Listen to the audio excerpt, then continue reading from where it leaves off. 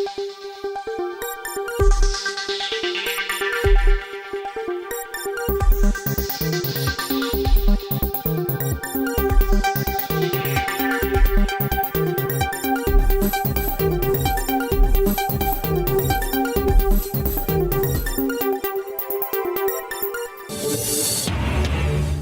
লীগকে নির্বাচনে নিষিদ্ধ করার দাবি জাতীয় নাগরিক কমিটির। রবিবার নারায়ণগঞ্জে আধা বেলা হরতাল। ভারত ৩টি কারণে বাংলাদেশ নিয়ে চিন্তিত, জানিয়েছেন আমির খসরু। অন্তর্বর্তী সরকারকে জুনায়েদ সাকি ৩ মাস হয়ে গেছে, মানুষ আর বেশি দিন সময় দেবে না। সাতপন্থীরা ঢাকায় আন্তর্জাতিক ইসলামী মহাসম্মেলন করবেন। সংবাদপত্র মত প্রকাশের স্বাধীনতা নিশ্চিত করেছে অন্তর্বর্তী সরকার, জানিয়েছেন নাহিদ। আওয়ামী লীগকে নির্বাচনে নিষিদ্ধ করার দাবি জাতীয় নাগরিক কমিটির। গণ অভ্যুত্থানে ১০০ দিন উপলক্ষে জুলাই হত্যাকাণ্ডের ঘটনায় আওয়ামী লীগের বিচার এবং নির্বাচনে দলটির অংশগ্রহণ নিষিদ্ধ করার দাবি জানিয়েছে জাতীয় নাগরিক কমিটি। শুক্রবার ১৫ নভেম্বর বিকেল ৪টায় কেন্দ্রীয় শহীদ মিনারে এক সমাবেশ থেকে এ দাবি জানানো হয়। সমাবেশে জাতীয় নাগরিক কমিটির আহ্বায়ক নাসিম উদ্দিন পটোয়ারী বলেন, কতিপয় উপদেষ্টার ব্যাপারে জনগণ উদ্বেগ প্রকাশ করেছে। নাগরিক কমিটি এই উপদেষ্টার কাছ থেকে স্বচ্ছ প্রতিক্রিয়া দাবি করে। আওয়ামী লীগের মিত্ররা বিভিন্ন রাষ্ট্রীয় প্রতিষ্ঠানের বহাল তবিরতে রয়েছে, এদের সরাতে হবে, নইলে ছাত্র ও জনগণ আবার জেগে উঠবে। প্রয়োজনে আবার দেখার ক্ষমতা আসল উৎস জনগণ। প্রয়োজনে আমরা দেখব ক্ষমতার আসল উৎস জনগণ। তিনি হুঁশিয়ারি উচ্চারণ করে বলেন, কিছু রাজনৈতিক দল আর্থিক প্রণোদনা, আইনি মামলা বা অন্য কোনো উপায়ে ব্যবসা, শিক্ষা ও বুদ্ধিভিত্তিক খাতে আওয়ামী লীগের মিত্রদের সুরক্ষা দেওয়ার চেষ্টা করছে।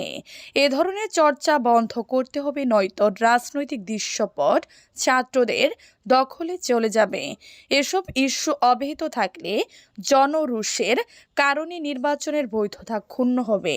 আহতদের উপর নির্যাতনের সমালোচনা করে নাসির বলেন, রক্তপাত যেন বিকৃত পণ্য না হয়। কিছু গোষ্ঠী প্রকৃত মুক্তিযোদ্ধাদের অসম্মান করে মুক্তিযুদ্ধের সনদ জাল করেছে। রবিবার নারায়ণগঞ্জে আধা বেলা হরতাল। ঢাকা নারায়ণগঞ্জ রুটে বাস ভাড়া কমিয়ে ৪৫ টাকা নির্ধারণ এবং এই রুটে শিক্ষার্থীদের অর্ধেক ভাড়া বাস্তবায়নের দাবিতে মশাল মিছিল করেছে নারায়ণগঞ্জ যাত্রী অধিকার ফোরাম। সেই সঙ্গে আগামী রবিবার নারায়ণগঞ্জ শহরে আধা বেলা হরতাল পালনের ঘোষণা দেয়া হয়েছে। শুক্রবার ১৫ নভেম্বর সন্ধ্যায় নগরীর চাষাড়ায় কেন্দ্রীয় শহীদ মিনার থেকে মশাল মিছিলটি শুরু করে বঙ্গবন্ধু সড়ক ও কেন্দ্রীয় বাস টার্মিনাল প্রদক্ষিণের পর কালীরবাজার হয়ে নারায়ণগঞ্জ প্লেস ক্লাবের সামনে এসে শেষ হয়। এর আগে গত ২৭ অক্টোবর নারায়ণগঞ্জ প্লেস ক্লাবে এক সংবাদ সম্মেলনে টানা ৯ কর্মসূচির ঘোষণা দেয় যাত্রী অধিকার ফোরাম। বাস ভাড়া কমানোর দাবিতে সংগঠনটির ২৯ অক্টোবর থেকে ১৫ নভেম্বর পর্যন্ত লিফলেট বিতরণ, শিক্ষা প্রতিষ্ঠানে প্রচারণা, নাগরিকদের সঙ্গে মত বিনিময় মিছিল, সমাবেশ ও মশাল মিছিলের কর্মসূচি ঘোষণা করে। দাবি মানা না হলে ১৭ নভেম্বর অর্ধ দিবস হরতালেরও ঘোষণা দেওয়া হয়। এদিকে নারায়ণগঞ্জের বিভিন্ন রাজনৈতিক দল, পেশাজীবী, সামাজিক, নাগরিক ও সাংস্কৃতিক সংগঠনের নেতারা বাস ভাড়া কমানোর পক্ষে তাদের অবস্থান জানিয়েছে। বাস ভাড়া কমাতে তারা জেলা প্রশাসকের কাছে স্মারকলিপিও দিয়েছে। ভারত ৩টি কারণে বাংলাদেশ নিয়ে চিন্তিত, জানিয়েছেন আমির খসরু। বিএনপির স্থায়ী কমিটির সদস্য আমির খসরু মাহমুদ চৌধুরী বলেছেন, ভারত মূলত ৩টি কারণে বাংলাদেশ নিয়ে চিন্তিত। নিরাপত্তা, হিন্দু মুসলিম সমস্যা এবং মৌলবাদ ইস্যু। এগুলোকে নিয়ে ভারত নিজেদের মতো করে নিজস্ব একটা নেরেটিভ ও ইকোসিস্টেম তৈরি করেছে, যার উদ্দেশ্য একটি নিষিদ্ধ দলকে ক্ষমতায় রেখে নিজেদের স্বার্থ হাসিল করা। শুক্রবার ১৫ নভেম্বর বিকেল ৪টায় ঢাকা বিশ্ববিদ্যালয়ের অধ্যাপক মোফাজ্জল আহমেদ চৌধুরী মিলনায়তনে ইউনিটি ফর বাংলাদেশ আয়োজিত অভিন্ন নদীর পানি ও ভারত প্রশ্ন সমাধানের রাজনীতি কি শীর্ষক সেমিনারে আলোচকের বক্তব্যে তিনি এসব কথা বলেন। আমির খসরু বলেন, ভারতের সঙ্গে আমাদের সম্পর্ক যদি এগিয়ে নিতে হয় তাহলে নতুন নেরেটিভ সৃষ্টি করতে হবে। সেগুলো হচ্ছে পারস্পরিক স্বার্থ, শ্রদ্ধা এবং হস্তক্ষেপ না করার নীতি। তাহলে আর কোনো সমস্যা থাকবে না। তিনি আর বলেন, ভারতের সঙ্গে আমাদের সমস্যা দ্বিপাক্ষীয় মোকাবেলা করা যাবে না। এখানে আঞ্চলিকতা বাদ নিয়ে আসতে হবে, যেখানে দক্ষিণ এশিয়ার অন্যান্য দেশ অন্তর্ভুক্ত থাকতে হবে। চীনকে এর সাথে সম্পর্কিত করতে হবে।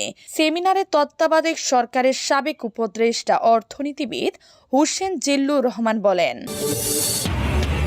3 মাস হয়ে গেছে, মানুষ আর বেশি দিন সময় দিবে না। দেশের মানুষের জানমালের নিরাপত্তা, দ্রব্যমূল্য, আয় ব্যয় অসংহতি এসব বিষয় নিয়ে অন্তর্বর্তী সরকারের সমালোচনা করেছেন গণসহিংসতি আন্দোলনের প্রধান সমন্বয়কারী জুনায়েদ সাকি। তিনি বলেছেন, এই সরকারের 3 মাস হয়ে গেছে, কিন্তু এসব সমস্যার সমাধান হয়নি। মানুষ আর বেশি দিন সরকারকে সময় দিবে না। মাওলানা আব্দুল হামিদ খান ভাসানীর 48তম মৃত্যুবার্ষিকী উপলক্ষে এক সমাবেশের সভাপতির বক্তব্যে এসব কথা বলেন জুনায়েদ সাকি। আজ শুক্রবার বিকেলে রাজধানীর শাহবাগে জাতীয় জাদুঘরের সামনে এ সমাবেশ হয়। এখনও দেশে জানমালের নিরাপত্তা বিধান হয়নি উল্লেখ করে জুনায়েদ সাকি বলেন, এভাবে চলতে পারে না। বাংলাদেশের প্রত্যেক নাগরিক হিন্দু, মুসলমান, বৌদ্ধ, খ্রিস্টান, বাঙালি, চাকমা, মারমা, আদিবাসী, নারী, পুরুষ অথবা যে রাজনৈতিক বিশ্বাস কিংবা জীবন চর্চার হোক না কেন, প্রত্যেক নাগরিকের নিরাপত্তা নিশ্চিত করতে হবে। গণসংহতি আন্দোলনের প্রধান সমন্বয়ক বলেন, 3 মাস হয়ে গেছে, মানুষ আর বেশি দিন আপনাদের সময় দিবে না। অবিলম্বে সব ক্ষেত্রে মানুষ অগ্রগতি দেখতে চায়। জানমালের নিরাপত্তার ব্যবস্থা করেন, দ্রব্যমূল্য কমান, অর্থনৈতিক চ্যালেঞ্জ মোকাবেলা করেন। আর সমস্ত রাজনৈতিক দল, শিক্ষার্থী শ্রেণী, পেশার অংশীজনকে নিয়ে একসঙ্গে বসে এ রাষ্ট্রের রূপান্তর, সংস্কার, নতুন বন্দোবস্ত আর আগামী দিনের নির্বাচন তার রোডম্যাপ ঘোষণা করেন। সাতপন্থীরা ঢাকায় আন্তর্জাতিক ইসলামী মহাসম্মেলন করবেন। ঢাকায় আন্তর্জাতিক ইসলামী মহাসম্মেলন করবেন তাবলিগ জামায়াতের মাওলানা সাদ কান্ধলভির অনুসারীরা।